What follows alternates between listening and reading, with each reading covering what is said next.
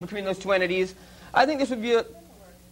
You're eating on the set. No, sure. I think this would be a good time to talk to our special guest, co-host. No. Jay, once again, let's welcome you to Weymouth After Dark. Thank you. Seems like you've already had an interesting time, to say the least, observing these latest methods of Joe. Mm-hmm. And you're here today on Weymouth After Dark. Yes, I am. Now, I hear that you're a regular Weymouth After Dark viewer. Is this correct? I am. I try and catch the show whenever I can. Whenever he can. Mm-hmm. Now, if I'm not mistaken, actually, some... You don't live in Weymouth. No, I get bootleg copies of the show. Oh. I probably shouldn't say that. Oh, did you get him at that comic show at the hotel? Yes. That guy who looked like the guy from Thin Lizzy? Yes. Yeah. Yes, I did. I got an Amazing 3 tape from him, and it was great. It made me feel like this. He was trying to sell me some Sid and Marty Krofft shows, but I said, I just want Weymouth After Dark. Now, Jay, if I'm not mistaken, I do have a resume of yours because I was told that you have an interest in media yourself, and obviously in film and television, and there's a possibility. I mean, this could be almost a new thing. We could try out people as a co-host for Weymouth After Dark. So I'm looking over your resume. It's very impressive here. I see that you've seen The Phantom Menace 10 times. Yes, 10 times in the theater. 10 times in a movie theater, you have seen Star Wars Episode 1, The Phantom Menace. Yes, I have. You should get a medal for that of some sort. I should. Kind of like how Han Solo and Luke Skywalker got medals and Chewbacca got the shaft at the end of A New Hope. Yeah, I should get a medal for... having seen? Yes. Having seen Episode 1. Wow. Now, I also see here, if I'm not mistaken, Jay, that you have... Now, if I'm reading this correctly, you have a tribute that you're going to, in just a moment, unleash for us today about the recently deceased wrestling superstar, the Big Boss Man. Yes, I do. I do have a tribute.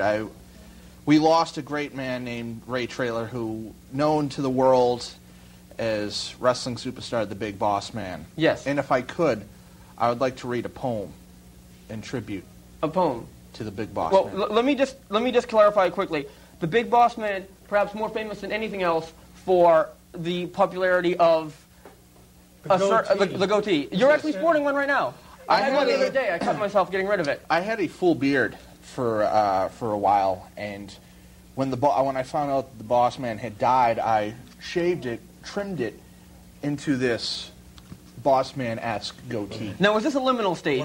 When I found out the Boss Man had died, I felt like this. I think we all did. Didn't we all?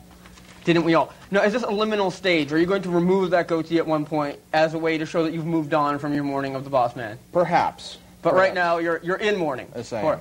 Now, if I'm not mistaken, you have with you right now a poetic piece that you wrote in tribute to the Big Boss Man. So he's seen the Menace 10 times, and he has a poem for the Big Boss Man. These are some impressive credentials. I don't know what was more tragic, the death of... Can you not do that? I don't know what's more tragic, the death of the Big... This is a Foley thing. The death of the Big Boss Man or having seen the Phantom Menace 10 times. Both were quite painful and grueling, but I got through the Phantom Menace, and hopefully I can get some through rain this must fall in every life. sad chapter. Yes. Don't think. Well, at this point, I, as an observer, and Joe as an observer, we surrender the floor to you, Jay, our co-host. Thank you, Frank. For you to give us this short tribute. Thank you. Where am I? There. All right. Boss Man. In memoriam. Okay. This is kind of like Shelley's Adonis. That's a nice. Yes. Hey, you don't think. Hard Time Losing a Friend by Jay Geary. The streets of Cobb County are silent. Flags fly at half-mast. Word that the Big Boss Man sadly has passed. Criminals lived in fear and knew not to cross the line. If they ran afoul of the Boss Man, they'd be serving hard time. A force to be reckoned with, alone or in a team. Who could forget the Twin Towers, Boss Man and Akeem? His skills were deadly and his services often sought, but he proved to Ted DiBiase that he couldn't be bought. He was also Big Bubba, and he brawled with Sting, like two giant bulls throwing down in the ring. The Boss Man returned to battle Austin in the Rock. He feuded with Mankind and his dirty old sock.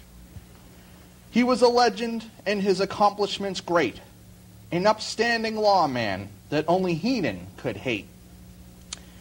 Now he is gone, and we're left to ask why.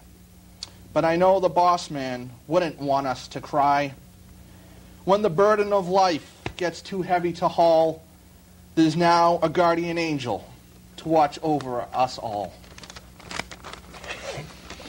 Oh, wow. Oh, wow. Oh. Thy will and not mine be done. Jay? Sometimes dead air is a bad thing in television media, but sometimes there are no words. And if that doesn't say it, I don't know what does. I don't know what does. Yeah. And now we're able to move on. I used to use him in the Superstars game, him and the Honky Tonk Man. There can be no doubt that the Bossman will always live on in here and in here. Thank you. Now, Jay, Joe,